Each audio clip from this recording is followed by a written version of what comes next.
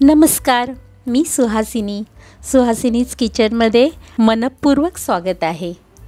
आज सकाळी नाश्त्याला डोसे बनवले, त्याचं पीठ उरलं, पण आता संध्याकाळी चहाच्या वेळी परत डोसे बनवले तर कोणीच खाणार नाहीत। मग या पिठाचं करायचं काय?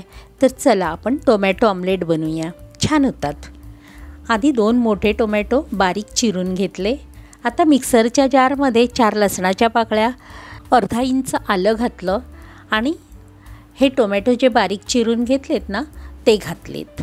मुठभर स्वच्छ धुतलेली कोथिंबीर यात घातली। त्याचबरोबर यामध्ये पाव चमचा जिरं घातलं। आता हे सर्व आपल्याला बारीक वाटून घ्यायचे आहे। आता एका बाउलमध्ये पोहे खायच्या चमच्याने 5 चमचे बेसन घेतलं। आपण जे टोमॅटो मिक्सरला लावून बारीक करून घेतलेत ते सर्व यामध्ये घालायचे।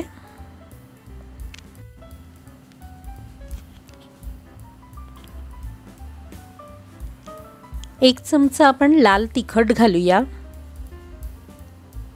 पाव चमचा हळद, चिमूटभर हिंग घालू आणि काळं मीठ थोडं आणि थोडं आपलं रोजच्या वापरातील मीठ घालूया। आणि आता आपल्याकडे जे उरलेलं डोशाचं पीठ आहे ना ते साधारण 1.5 वाटी आहे, ते यामध्ये घालू। मिक्सरच्या जारमध्ये आपण जे आता वाटण वाटलं ना त्यामध्ये थोडंसं पाणी म्हणजे साधारण पाव वाटी पाणी घेऊया आणि ते पिठाच्या भांड्यात घातलं आणि पिठाचं भांडंही धुवून हे पाणी आपण या मिक्सचरमध्ये घातलं आहे। आता हे सर्व मिश्रण आपल्याला एकजीव करायचं आहे। असं एकाच डिरेक्शनने ढवळलं की बेसनच्या गुठळ्या राहणार नाहीत।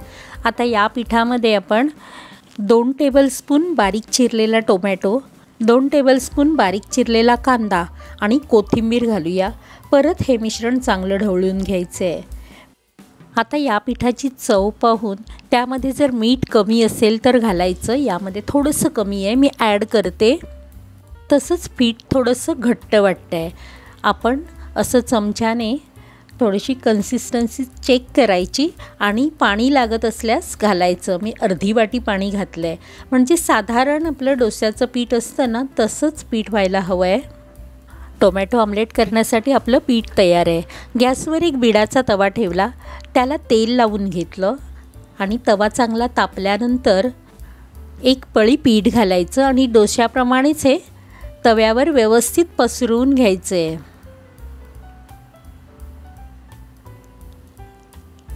आणि आपण याच्यावर एक झाकण ठेवूया।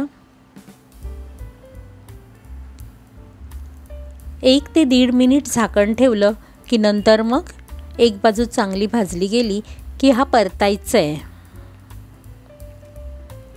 आणि गॅस थोडासा मीडियम ठेवायचा आणि कमी गॅसवर आपल्याला हा व्यवस्थित भाजून घ्यायचा आहे। कारण काय, आपला डोसा जो असतो तो पटकन होतो कारण पीठ फर्मेंटेड असतं, पण यामध्ये आपण बेसन घातलं आहे आणि बेसन कच्चं राहायला नको म्हणून थोडा गॅस कमी ठेवून दोन्ही बाजूनी आपल्याला व्यवस्थित भाजून घ्यायचं आहे। आता आपण हा दुसरा डोसा घालतोय। परत तव्याला तेल लावायचं आणि नंतर हा व्यवस्थित असा पसरून घ्यायचा आणि झाकण ठेवून 1.5 मिनिटानंतर झाकण काढायचं आणि परतायचं आहे। यात आपण इनो किंवा बेकिंग सोडा वगैरे वापरलेला नाही आहे। पहा, आपलं टोमॅटो ऑमलेट तयार आहे। डोशाच्या पिठापासून अगदी हॉटेलमध्ये मिळतं तसंच टोमॅटो ऑमलेट घरच्या घरी तयार करता येतं आणि मुलांनाही आवडतं।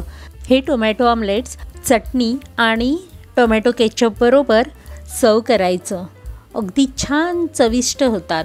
तुम्ही नक्की करून बघा आणि आवडल्यास लाईक, शेअर, सबस्क्राईब करा।